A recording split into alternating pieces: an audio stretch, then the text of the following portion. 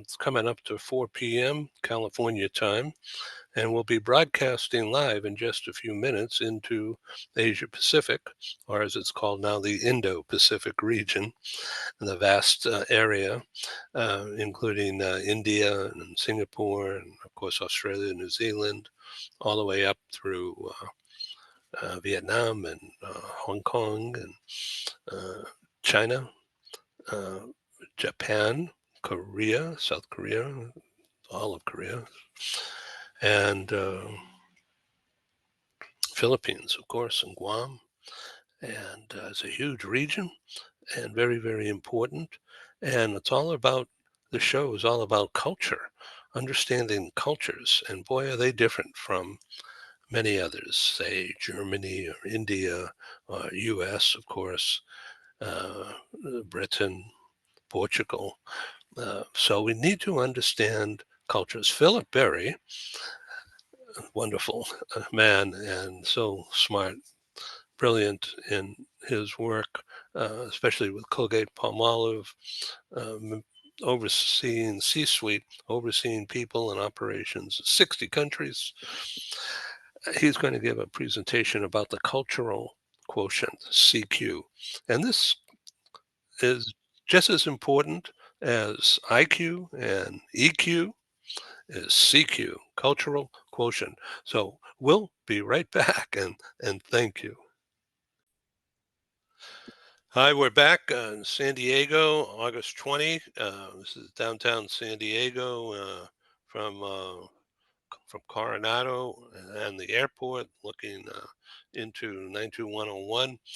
And the Seaport Village is behind that building with the vertical pink stripe, as you can see that.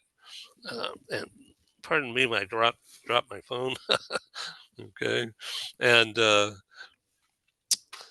anyway, we're here with Philip Berry, who's in southeast U.S. in Florida, in Fort Lauderdale, a beautiful place along the inland waterway, right? Right, Yeah, Philip? Yeah, yeah. that's great. And also from all the way across the USA, up in the Seattle, Northwest U.S., Ali Shami. Welcome, Ali. Ali. Hello, be here. Thank you for the invite. Yeah. Oh, we are being joined by Beverly, Asia Pacific Properties. Isn't that wonderful? Nice surprise. Okay, so, and we'll do a nice little welcome, make sure everybody knows each other, and then we'll proceed. Yeah. Welcome, Beverly. So today is August 20th. As I said, it's a little after 4 p.m. here in California, 7 p.m. In Florida, and it's August 21 in the morning in Hong Kong, where our guest who will be joining us in just a moment, Beverly Sun, will from Asia Pacific Properties. She's the founder and chairman, with activities, companies, and services across Asia Pacific.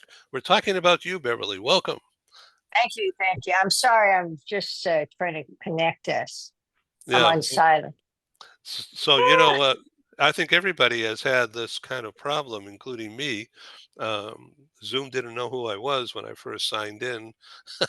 And I said, how can you do that? I've been doing 1,200 shows with you. So, you comfortable now? Welcome, Beverly. I'm here. I'm sorry. I'm just trying to connect Yeah. with it. Okay, great. We can hear you and see you. Oh, good. That's good. Okay, that's more important. Yeah. Well, So, Better heard than seen, as they said, or the opposite. oh, I like it all. Okay, good. All Yeah. right, So, coming. so Philip, your color is very similar to Beverly's logo color, as you can see that. this is Asia. Wow. Yeah.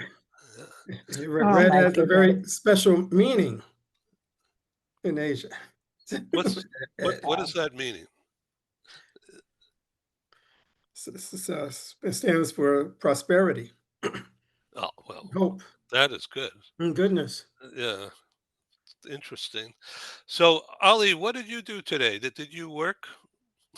Yes, yes, I did. I had several great meetings, and And now I'm off. I'm all ears. Wanted to listen to Philip and also to the discussion and our leader in Hong Kong, and so I'm just excited to be here. Yeah, that's great. I'm really pleased. Um, so our friend in Japan, Amiko, from All Japan Relocation, is uh, uh, tied up in meetings this morning, their morning, and so uh, she will not be joining us, but looks forward to participating in the subsequent edition. So. I began earlier today with a broadcast with Diane Devitt, uh, who's in the U.S., and she's a media professional for many years and adjunct professor at NYU for more than 30 years in media related things. And she's been a professional in planning and managing corporate meetings and events for years. And so the discussion centered around the business of doing that and how risk laden the corporate meetings and events business really is, and then ways to uh, mitigate that risk. And with us on that program earlier today was from Ernst& Young, he just retired, Jay Sternberg, and he's writing a book. It's not finished yet, and um, he's very interested in the conversation that I was having with Diane Devitt about the profession of managing meetings and how few corporate executive assistants are not trained, are not tuned in to the risks and how to mitigate them and how to learn about that. So she's considering building a certificate, a training program, professionalism in that field. But more on that later.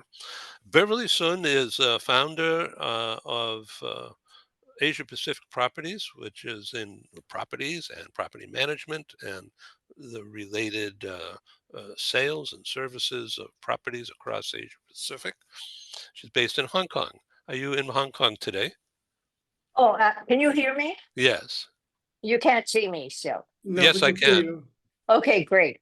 Yeah. Yes, I moved to Asia quite a while ago now and found that there was a dearth of services. And frankly, through my own trials and tribulations of having the challenge of moving to Asia, which is very different from the culture from which I had come, I actually pioneered relocation services here in Hong Kong and took the model to China in the early 90s when no one would enter China. So Mm. that's been my passion, a lifelong passion.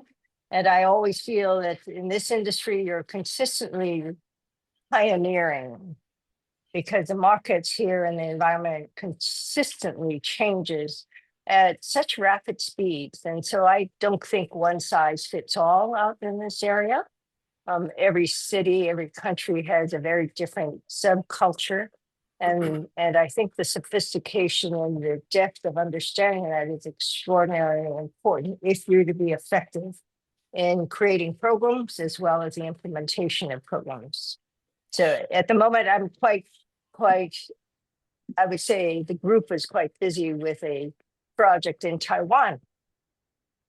So it's been an interesting 2 years for us to have created programs for a particular group and to implement in a culture that is very, very unique.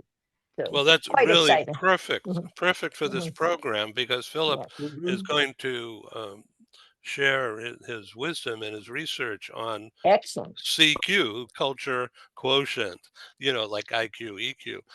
So Philip Absolutely. is into that. So your origination is Hawaiian, right? Well, I'm from the 50th state. I need you to all remember that, not Alaska, 50th. So yes, and I think what was so valuable for me, having been brought up in Hawaii, is that we come from a very diverse background. There is no majority race there, and the harmonious, I think, upbringing and integration of cultures, I think, was extremely valuable. I didn't know it at the time, but that proved to be extremely valuable in terms of objectivity, and being creative, and understanding that there are differences. Isn't that interesting? Mm-hmm. So Great. the cultural difference is in today's Taiwan and today's China and today's Hong Kong. Are they? Are Oh, they? No, I would think they're different. totally. Yeah. And people make assumptions because you think of Asia as one large pocket, but they're very, very different all through. And within China, you have the subcultures.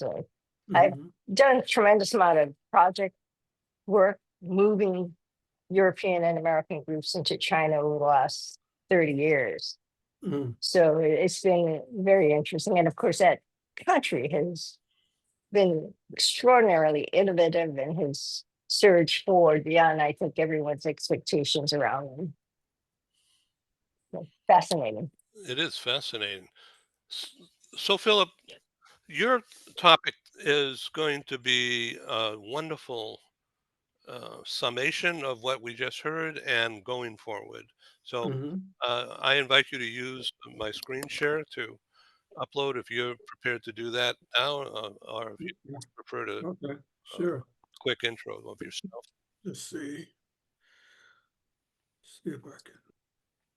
Mhm.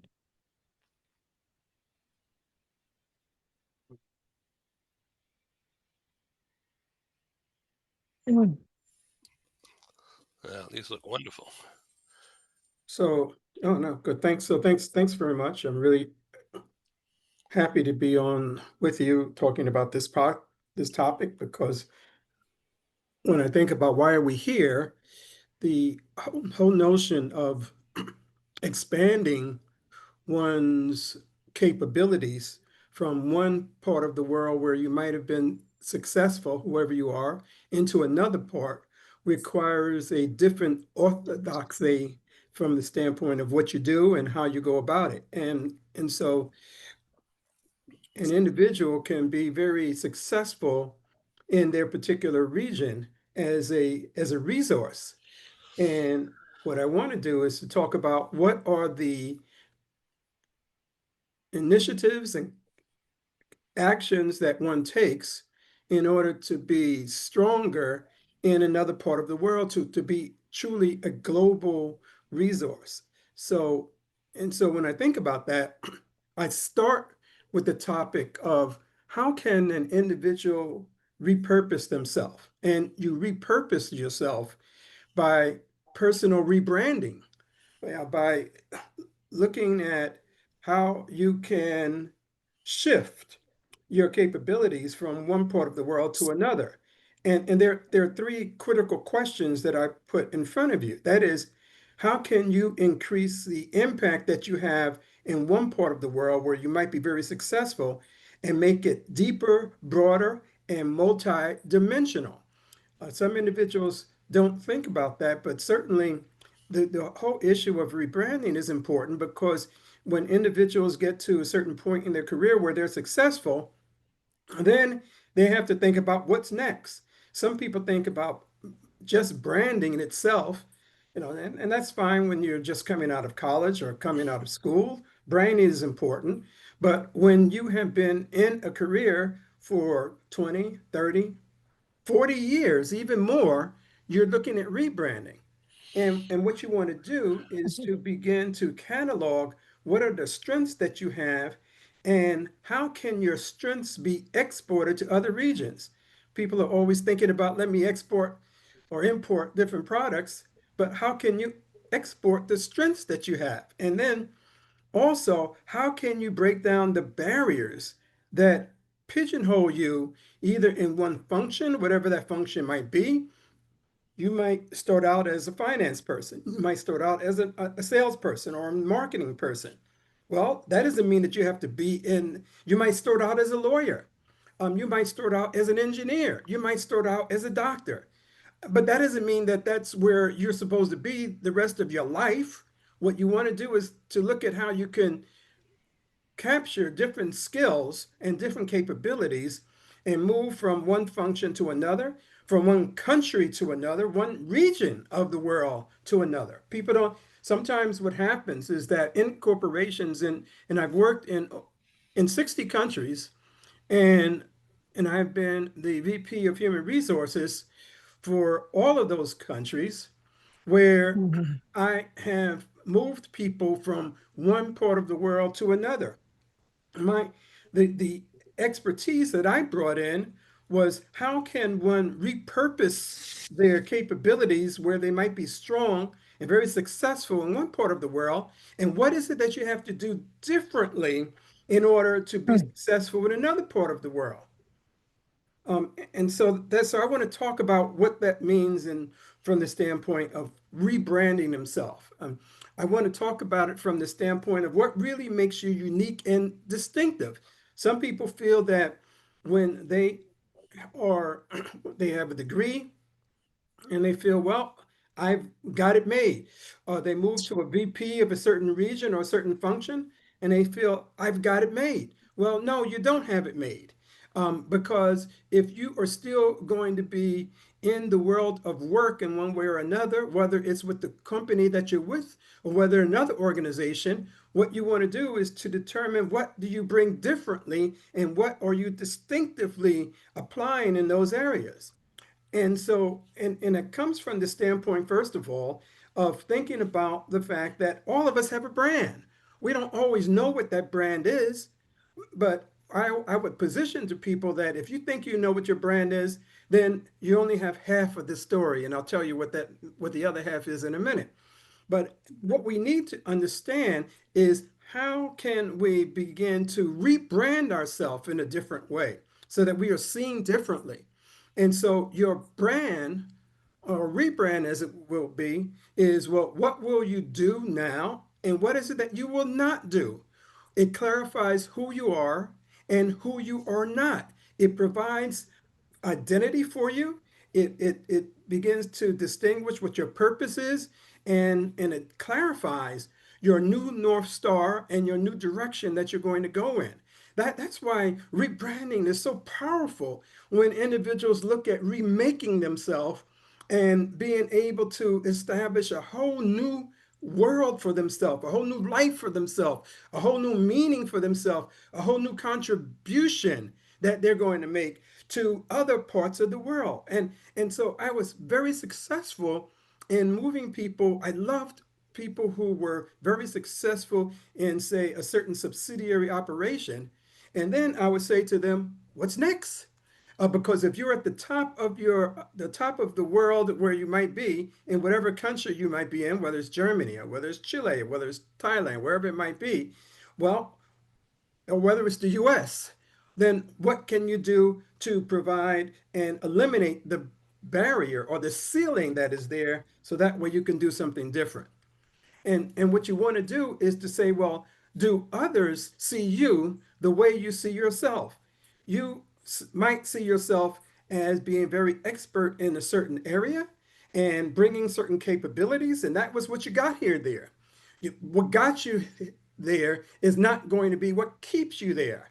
That's the other thing that individuals fail to understand about themselves as they are beginning to chart out a career for themselves and chart out a new life. It's all about a new life. And so when I think about this from the standpoint of this being half of the picture in terms of who you are, there's a certain set of assumptions that people have that they will attribute to you, and that will formulate what your brand is, and because that's their perception of you. However, there's another part of it that has to be determined that helps us to determine and to define what the total story is.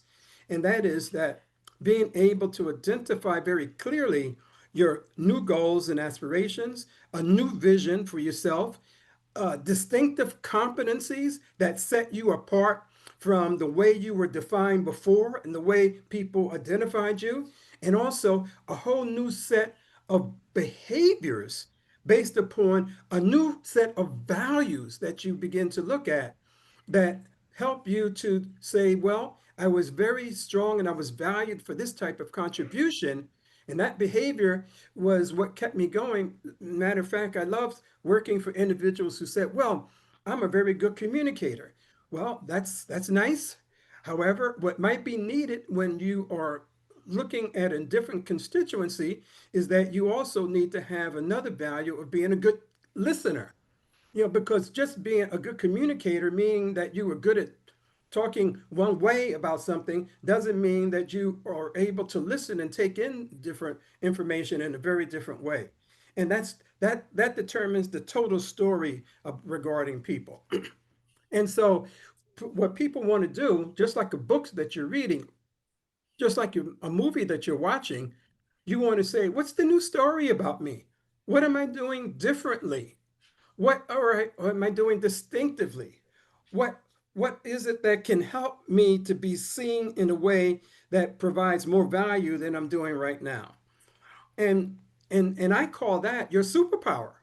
Your soup being able to identify what your cultural quotient is your superpower to a new way of looking at the world, and also having people look at you differently because they see that you can do things differently than they assumed. All of the assumptions that people had about you and what your capabilities were begin to be minimized because you are maximizing the view in terms of who you are by developing your CQ, which is your cultural quotient. And and so that rebranding piece comes about when we want to expand maybe to a new market or a new consumer base. It might be that you were dealing with a consumer group in whatever country or region that you were in, which was in the urban area of that city. Whatever country you were in, you developed a nice base within one city. But then what happens is that the market is growing, the consumer group is growing because people's income is increasing, people new needs are developing in other places, and so you want to determine how you can increase the consumption of a certain product or a certain market, a certain service in a different part of the world where it hasn't been consumed in that way, where people who are there don't understand what that is, but you understand because you are expanding from one part of the world, one region of the world to another. And that's really rich in terms of your total story. We rebrand when we want to take advantage of new and emerging trends. Well, what's the big trend that is developing now? AI, big trend. I started my career in the consumer in the computer area, and I'm delighted by the potential that AI can bring about for individuals to rebrand themselves, not to be afraid. Don't be afraid.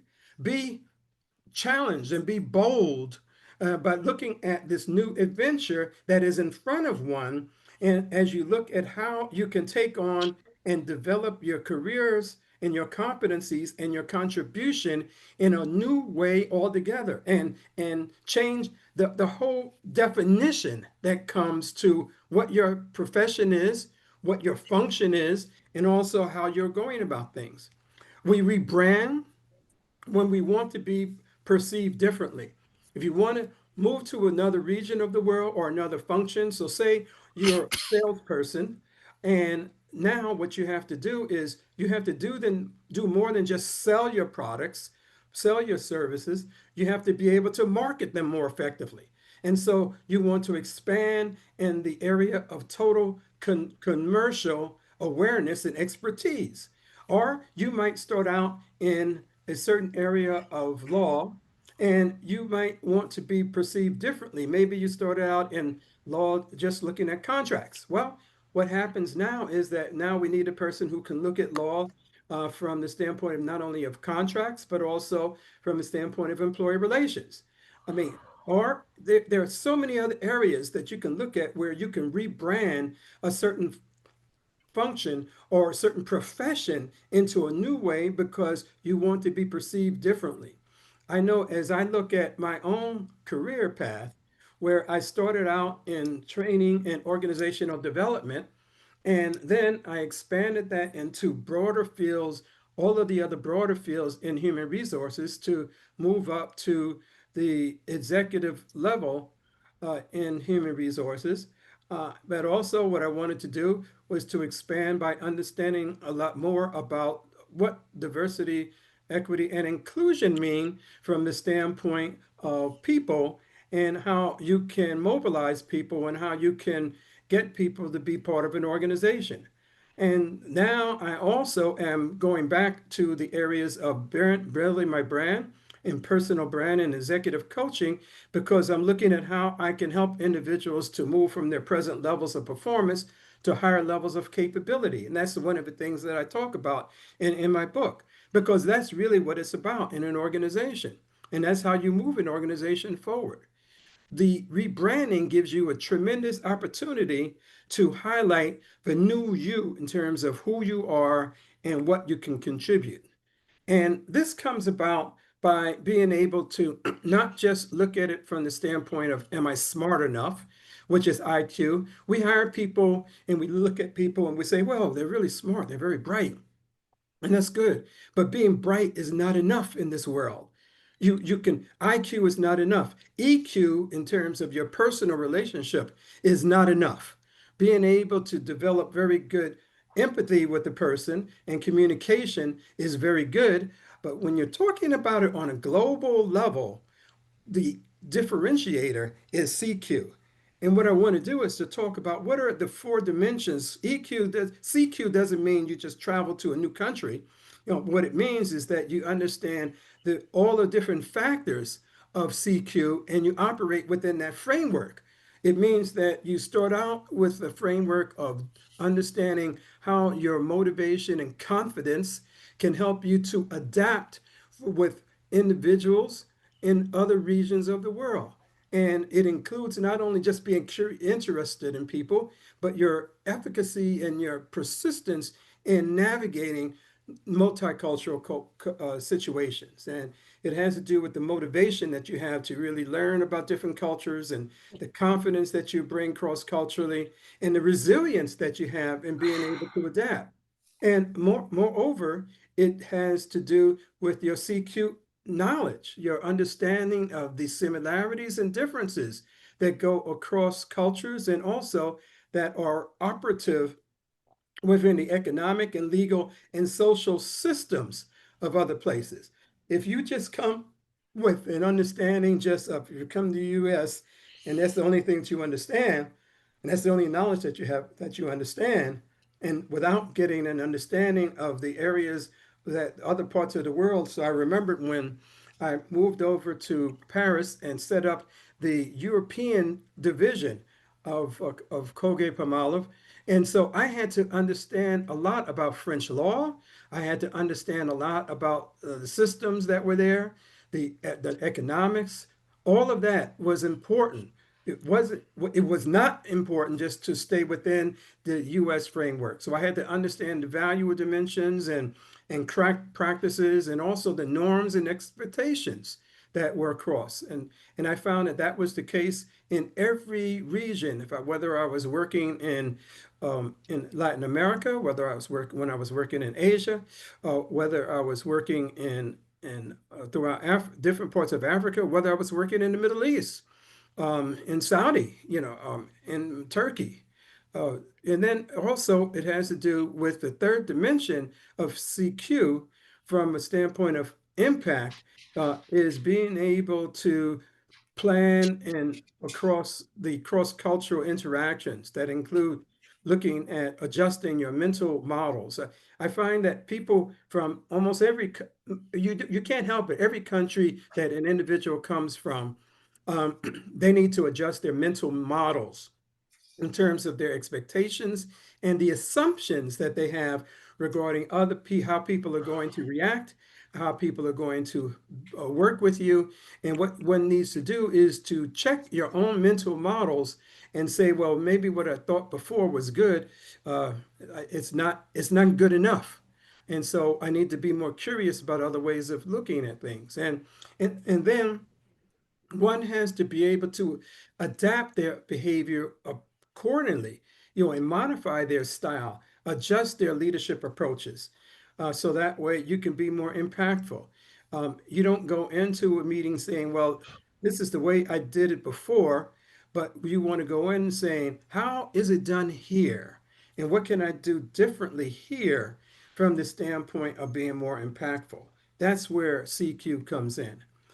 And if you look at and you talk about individuals who are high EQ leaders, you're not just looking at high IQ leaders, you're looking at CQ leaders, because those are individuals who embrace the complexity and ambiguity that comes from working in different environments. What do I do? How do I do it? I was working a situation with a Turkish company. I was working with an acquisition to bring in two companies together. And so what was so interesting, I'll use this as an example. What was so delightfully interesting is that within that family of there were people who were, like in Turkey, you have a European side and an Asian side, right? And so, in a number of the younger people in the family, they were more European oriented, came to a meeting with suits and ties, but the patriarch, he would come with his old way of looking at things and dress. And so I had to work and build trust with him in order to make this acquisition work. What I had to many times in Americans, they're going into a certain country, almost any country, in fact, they go in and they say, well, we can be very efficient here and we're going to make this deal happen within 3 days. And then they leave. Well, what they haven't done, they haven't built a relationship, and therefore they haven't built trust across all the different stakeholder groups in order to make things work. And that trust is extremely important. And when you're working in other countries and with other, because people have to feel that they are working with a person who wants to understand them more. And therefore, you have to adapt your communication and your management style. And demonstrating curiosity is really important. In fact, I remembered, and I'll use the Turkish example as one example here, that he had some prayer beads that every time we were in a meeting, and I would notice he didn't say much in the meeting, but I would notice he had his prayer beads. And then I would notice how his children, his son and his daughter, would respond based on that. And so I went over to him and I said, where can I buy these prayer beads? And so he told me, well, you can buy it in the Blue Mosque. So I went to the Blue Mosque. I exhibited some curiosity about these beads. They were more than just trinkets. They were a very important part of his belief system. And so I will tell you that just like magic, after 3 meetings with them, I was able to get a deal done because I was able to demonstrate curiosity, and also I was able to establish a trust because people saw that I was important. And do you know what he said to me? He didn't speak much during the meeting, but people thought, well, he can't speak. Well, he understood everything that was going on. And Ali, especially you working and being from the Middle East, you'll understand this, especially how Americans come in and they feel that, when people are maybe quiet or not talking, that they are whatever you would attribute to them with that intrinsic behavior.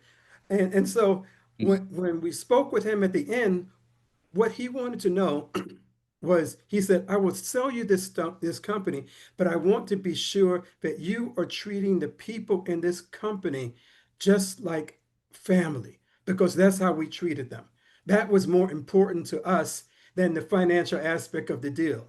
Now, he might have said at the beginning, I want you to put the money in the German marks, but that Deutsche marks, that's okay, because that was the currency that was important at that time. But one has to balance the type of understanding, and also balance any type of stance that you would have with a way to build trust, to deal with the ambiguity of the situation, and also to adapt to what's happening. And if you can go in with these four factors and elements, it helps you to increase your performance, your retention, and also your profitable growth. Let me just highlight for three companies. There are many companies like this, but one of the things that I worked at two of them. I worked at Procter and Gamble and I worked at Colgate.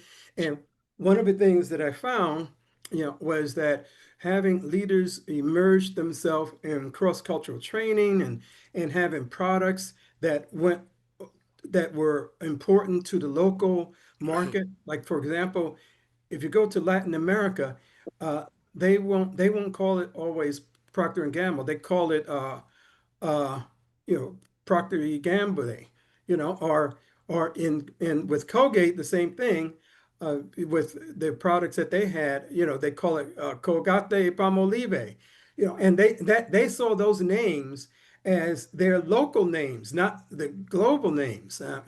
And you see those companies and how they were able to change the customize. For example, with Colgate, I remember going into Russia, and there was in those days when the Berlin Wall came down, I was able to go into Russia a few times, and what I saw, we developed a toothpaste, and this toothpaste had a local honey flavor, which was very important in Russia. And people said, "Oh boy, this is really, really good product," because we took that into account. Now, it might not sell in Des Moines, Iowa, but it certainly did sell there. I mean, those are the type of things that you look at.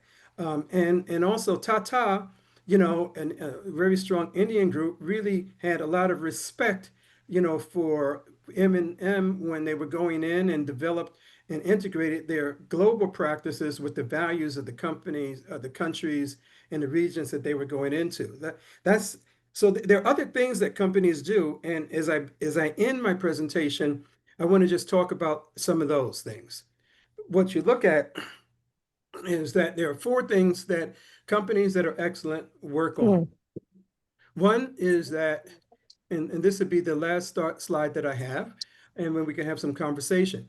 One is that they have immersion programs that will rotate people through international assignments. So I remembered when the Berlin Wall came down and was working on developing subsidiary operations throughout Eastern Europe. That's Romania, Poland, Czech Republic. And so what I did was I saw that there was, when you look at Romania at that time, saw that there was a great similarity with Romania and Guatemala in terms of the marketplace and also the language itself.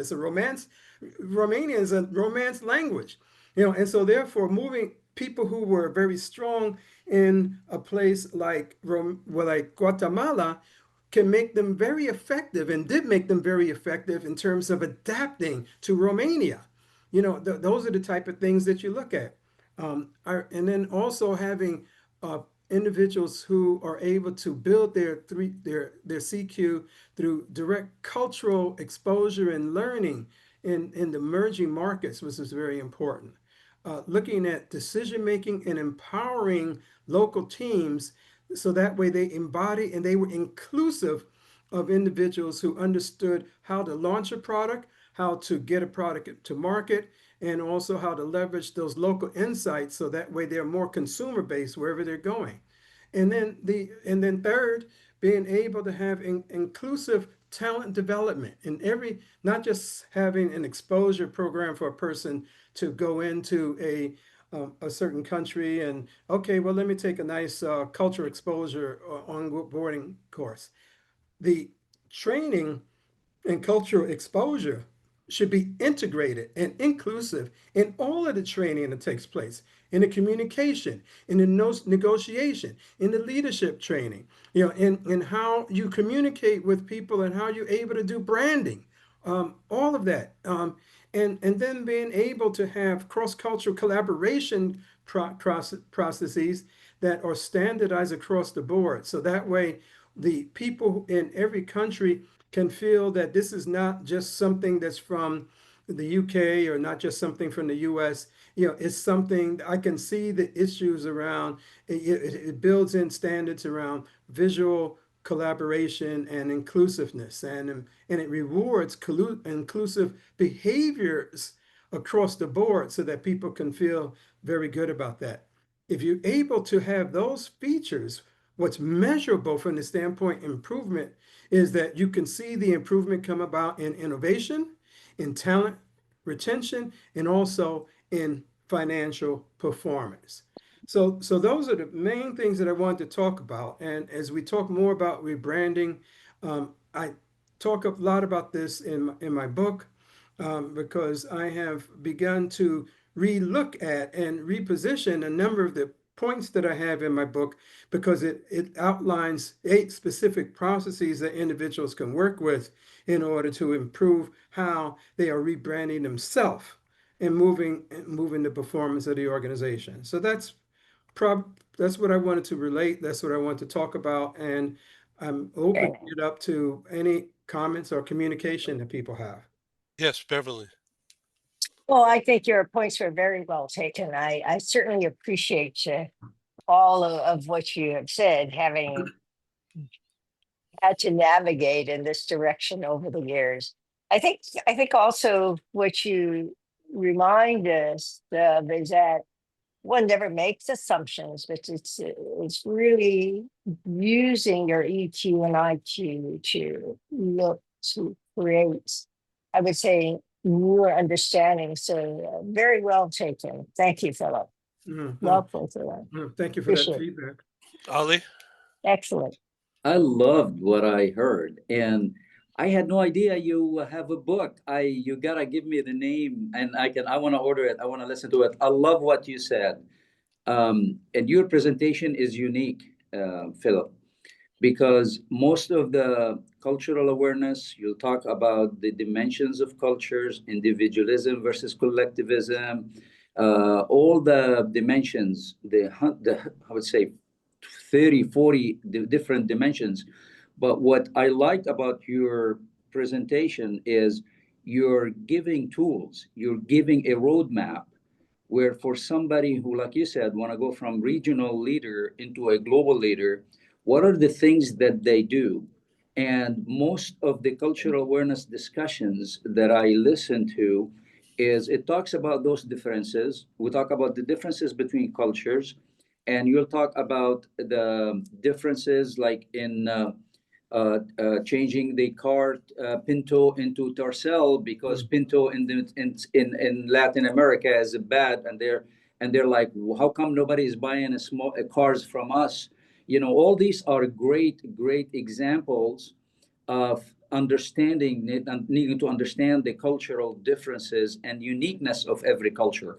But what you provided is specific tools, a roadmap for people to say, a program for a company to say, hey, these are the areas, these are the things, the 4 things, the 10 things that we need to focus on. What can we do? The exchange program is beautiful. I love that too, because I remember the first job I had working with airline customers, I did not, I'll get the questions coming in from the airlines with problems where they need help with. So I look at the name of the person who's sending it, and the name who's sending it is a name.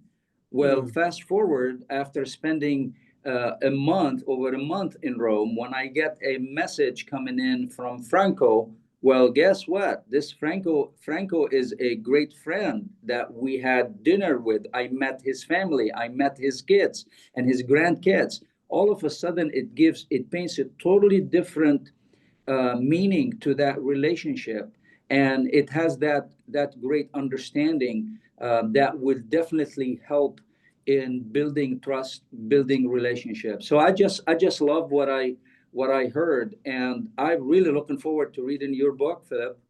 No, thank you. Thank you so much. And it Yes. builds a lot on some of the things that you wrote, the book that you wrote, Mhm. with Howard, I mean, which I read very well, and so I think that you'll see a nice correlation between some of those concepts and some of the things that I mentioned. It's interesting. Like you talk about cultural differences. I'll be like the example I won't name the company, but they developed a car called Nova. And and they tried to introduce that in Latin America. Well, Nova means no go. It doesn't go. And I mean, just not understanding, they thought it was really rich for them to do that.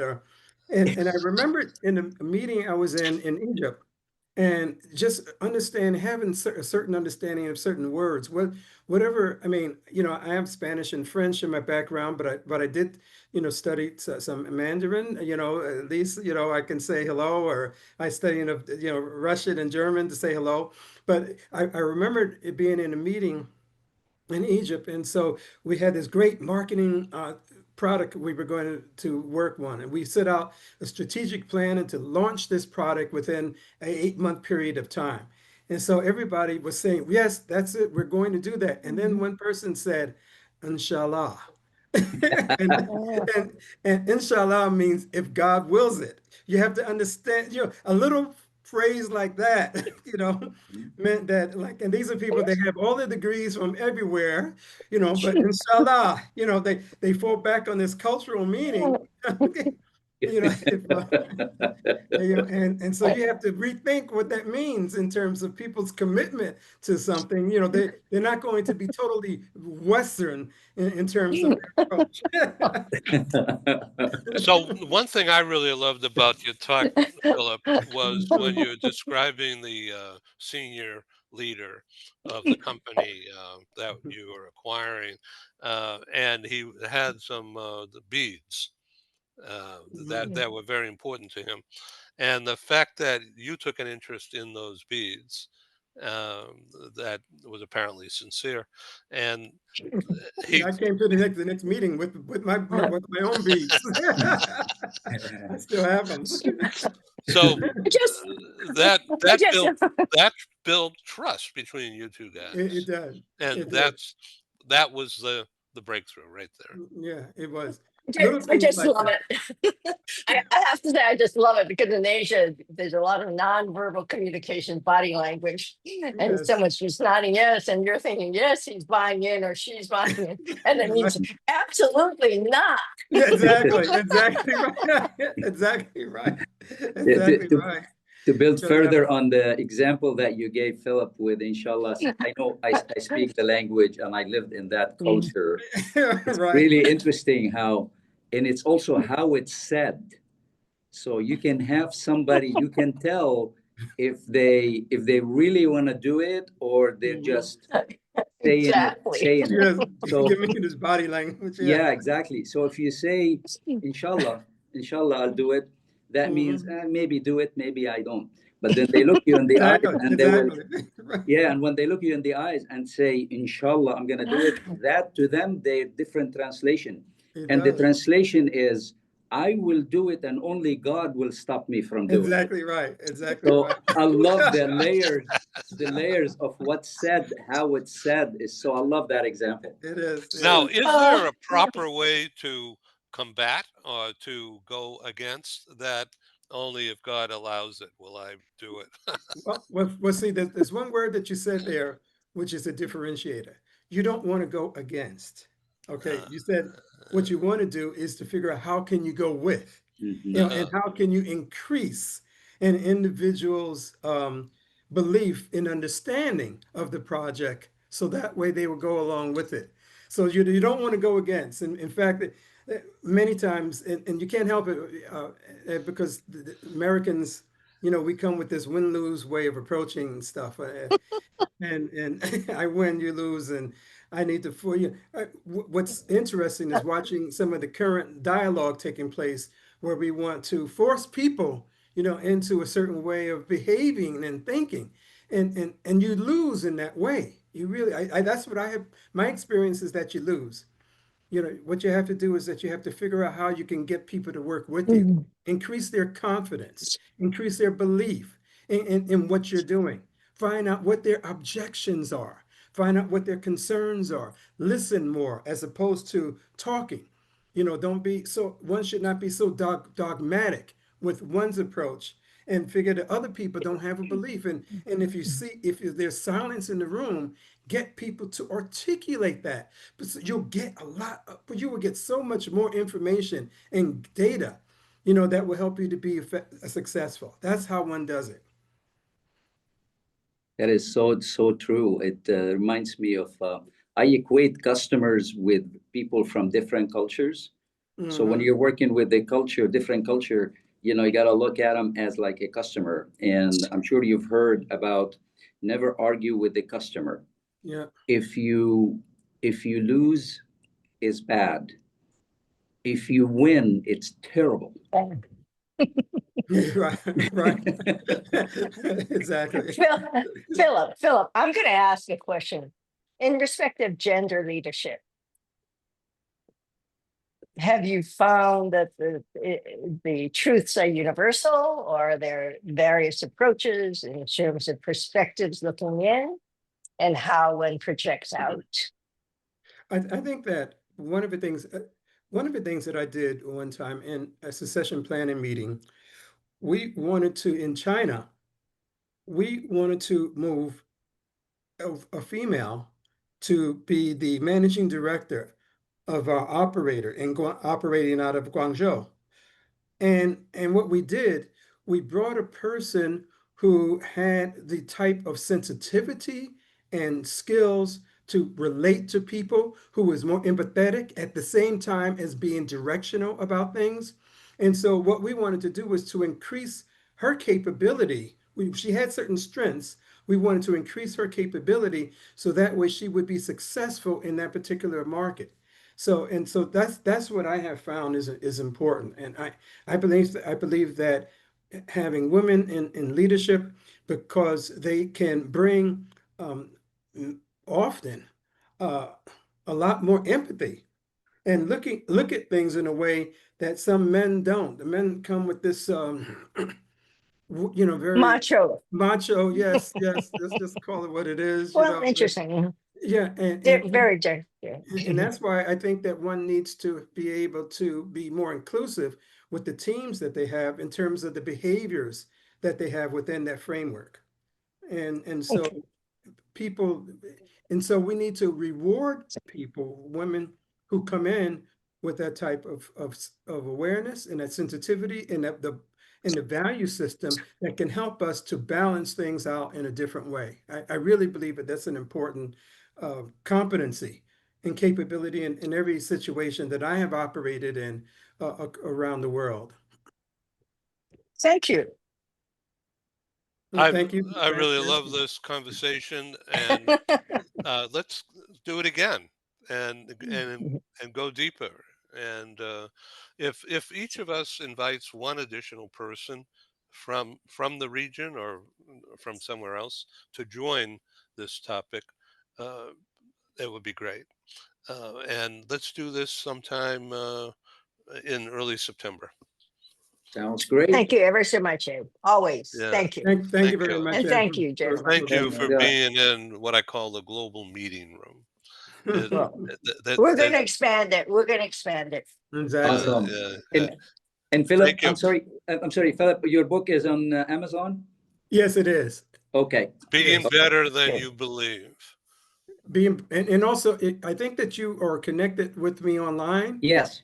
You go to my website, you will see it advertised there with the name and Okay. everything too. Awesome. Yeah. Yeah. Awesome. Looking, So looking. I want to just end this in the next couple of minutes by bringing up something that Ali taught me, I don't know, maybe 10 years ago when you were talking in either my Silicon Valley meeting or Seattle. I don't remember, but it was live in person. And the conversation turned to caring, not sales, but showing that you care Mhm. Yes. and then winning them, winning Yes. their attention.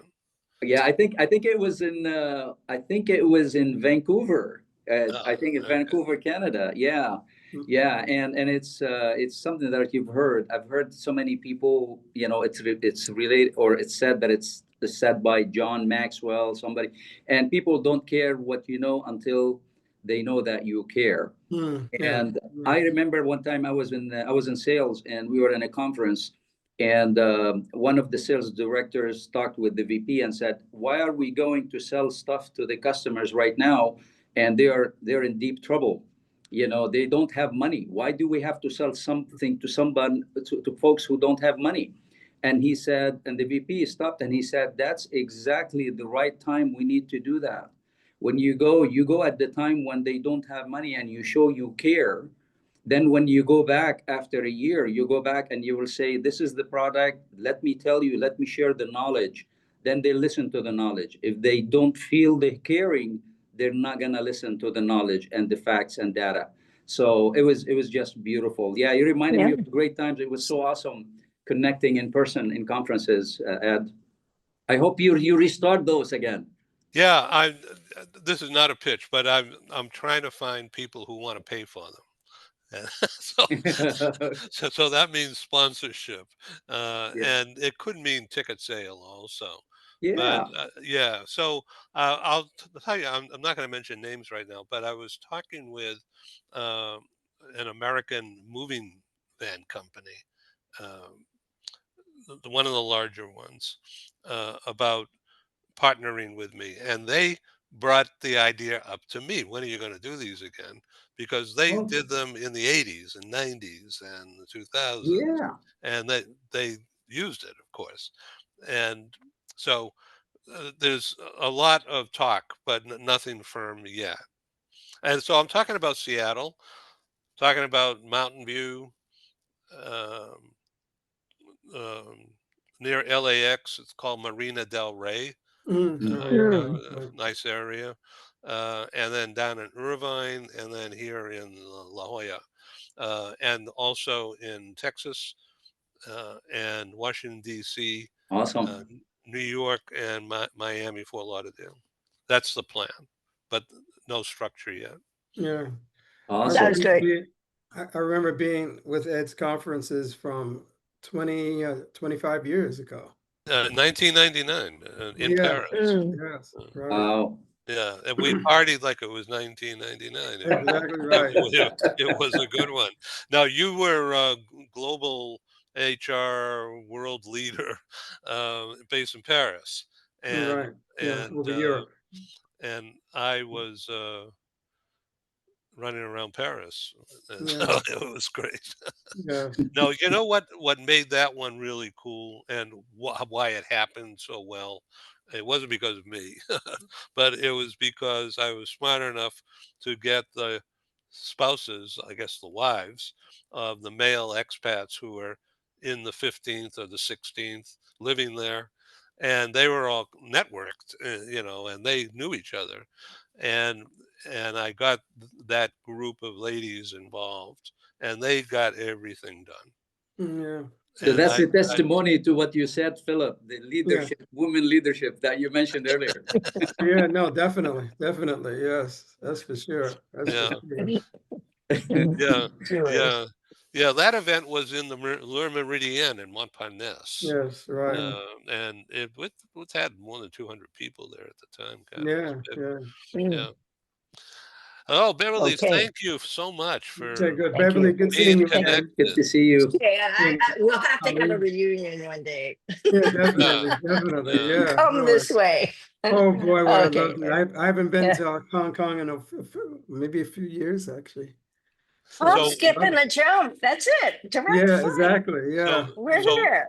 so I Okay. this Go is ahead. California Bound, a glossy magazine, and it was printed during the 80s in Hong Mm. Kong and Shenzhen. Wow.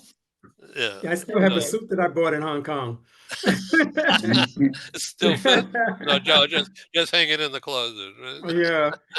Okay. Yes. Very good.